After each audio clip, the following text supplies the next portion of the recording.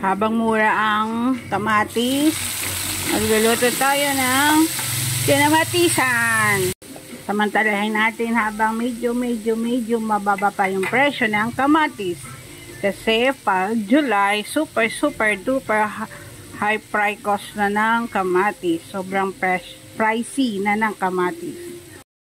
Then, i-add na natin ang ating chicken na pinride ko kanina. Slightly fried lang para mawala yung mga dugo-dugo, yung lansa.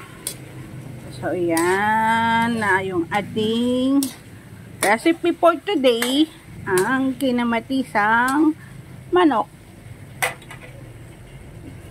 O chicken with tomato. Lagyan natin ng konting likumki soy sauce. Light soy sauce kasi para lang may konting color yung ating kinamatisang manok. Para hindi siya masyadong bland. Natin ang ayaw tumaktak ng ating pepper. Ayan. So, ayan yung ating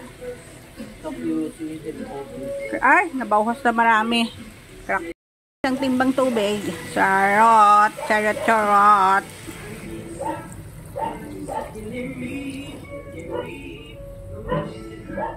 Maganda ba sa international?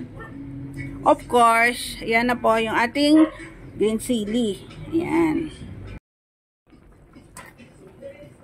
Lagyan natin ng mustasa.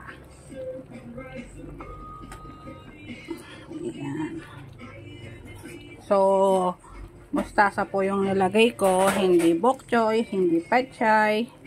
Ayan, mustasa. Mas gusto nila yung lasa ng mustasa.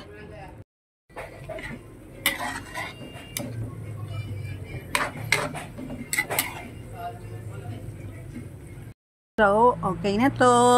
Try nyo to. So, this is it. Luto na po yung ating kinamatisang manok.